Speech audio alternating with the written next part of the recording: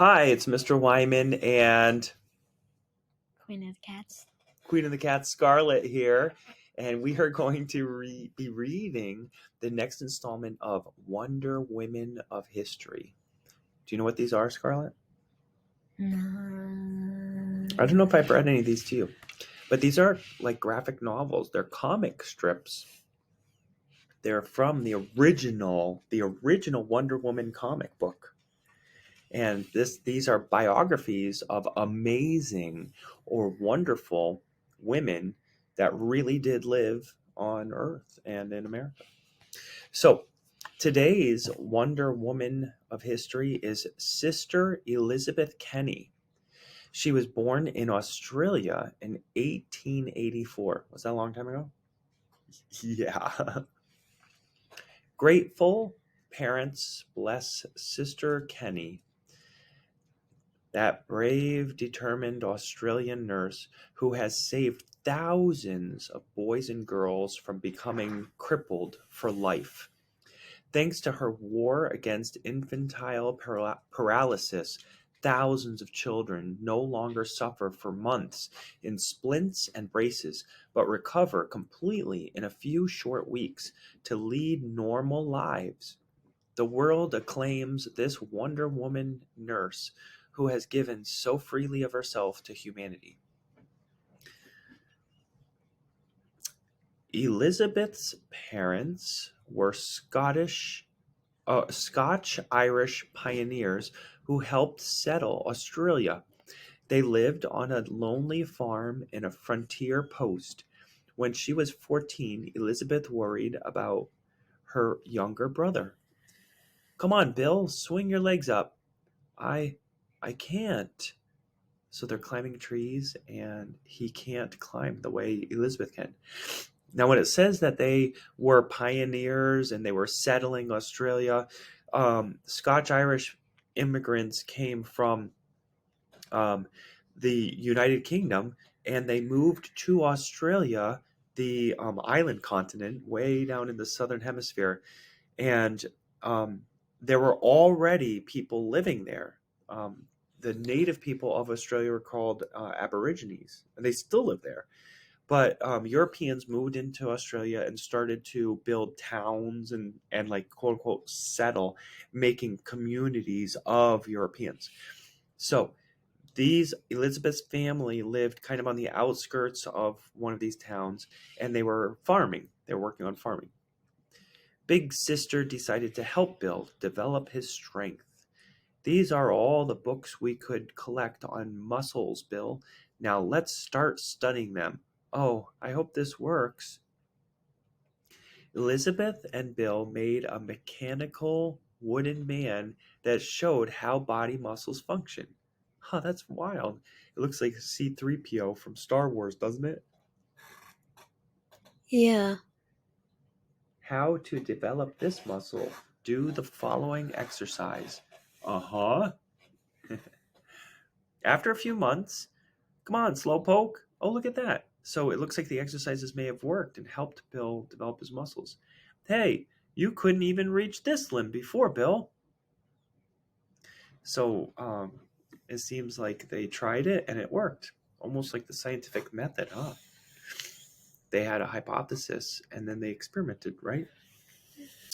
Bill grew into a husky man, winning a medal for bravery in World War One, thanks to Elizabeth's skill in training muscles, the skill that would someday save thousands of children from becoming crippled. Sister Kenny chose the dangerous vocation of bush nurse in 1910. "Sister Kenny, you're being put in charge of the Clifton area. You'll be on your own there." "I'll do my best, doctor." Bush nurse probably means someone who um, works in the health field out in the bush, which means in the less settled areas of Australia. That year, deep in the bush country, my legs hurt. Oh, poor child. I've never come up against this illness before. I need a doctor's advice. Sister Candy sent a telegram to the nearest doctor 100 miles away. These symptoms can mean only one thing: infantile paralysis. Do you know what paralysis is? You don't? Paralysis is being paralyzed. Paralyzed means you can't move part of your body. You could be completely paralyzed, like from the neck down, where you couldn't move anything, or just your legs could not move, and that would be, you know, you could be paralyzed. You could be paralyzed just on the left side of your body.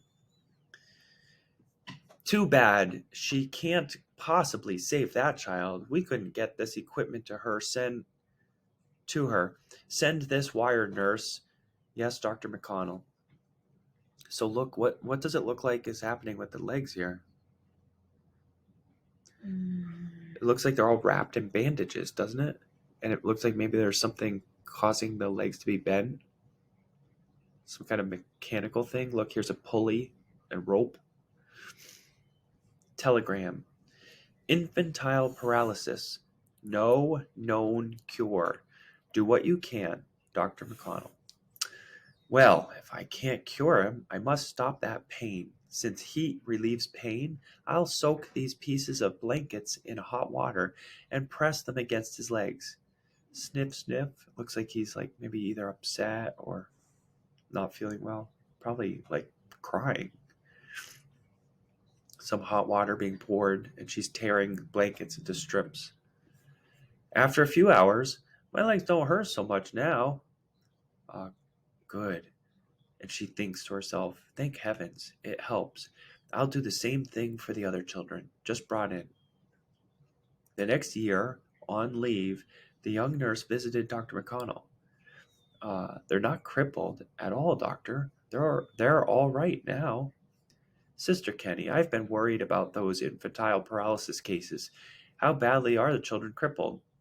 Oh, looks like you read this first, right?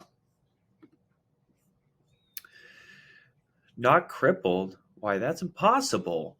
But it's the truth. They're perfectly normal. Show us what you did.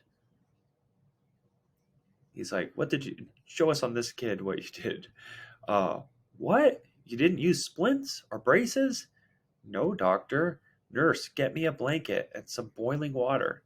But, yes, Sister Kenny. Get more hot packs ready. These are beginning to cool. You're a nice lady. You makes that awful pain go away. A few days later, the pain vanished completely. Then, but the whole idea is to keep those muscles motionless. You're exercising them. Yes. Then I teach the patient how to exercise them himself. Look, she's like pushing the leg up and like stretching the muscles and stuff, right? So it seems like the medical field thought that they should, um, put the legs on pieces of wood and tie the legs to the pieces of wood when kids were having this problem of paralysis. And instead of that, Nurse Kenny was moving the legs all around and putting hot bandages on them. Oops. Some weeks later, Sister Kenny, you've knocked our theories for a loop. That child would have been crippled for life the old way. So this was happening all the time back a long time ago when Sister Kenny was doing this. Sister Kenny's work was interrupted by World War One. She served 3 years nursing on army transports. When she returned to Australia, the world's first infantile paralysis epidemic, 1916, had taken devastating toll. She found hospitals overcrowded with crippled children. But few of the doctors were as willing as Dr. McConnell to fight the disease her way, so they thought that they knew what was best. The child doesn't improve this way, doctor. Please let me try. Nurse, are you trying to tell me what to do? Sister Kenny persisted, demonstrating tirelessly before doctors. Now, concentrate, Betty. Flex this muscle. It seems to work, but it is against scientific theory. News spread of her miraculous cures. Finally, a distinguished group of Australian doctors came over to her side. Sister Kenny, we will publicly endorse your method of treating infantile paralysis. That makes me very happy, doctor. Over nearly the whole medical profession, except for a few conservatives who in 1935 through an investigating commission, denounced the Kenny treatment. This means my hands are tied here, but I'll go to London. Maybe English doctors will listen. But soon after she left, doctors began to use the Kenny treatment in all Australian hospitals at the patient's own request. Discouraged in London, Sister Kenny journeyed to America. We're glad to devote a floor of the Minneapolis General Hospital to a demonstration of your method, Sister Kenny. Doctors Knapp and Cole will supervise your work. Thank you. Sister Kenny astounded American doctors by restoring many hopelessly crippled children to normal health. In 1941, the Kenny treatment for infantile paralysis was endorsed by the American Medical Association. Inspired by the splendid achievements of this Wonder Woman, the American people show increasing determination through the March of Dimes to finish the magnificent work to which she has dedicated her life, the stamping out of infantile paralysis, childhood's most dread disease.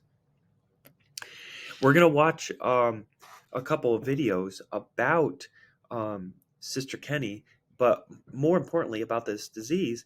It's called polio, and it did affect hundreds and hundreds, if not thousands, of children um, right around the turn of the century and earlier. And there was a person who um, invented a vaccine that helped uh, defeat polio so that it's not even a thing anymore. We don't have to worry about it. And that kind of reminds me of the vaccine going around now, helping to fight against the coronavirus. Mhm.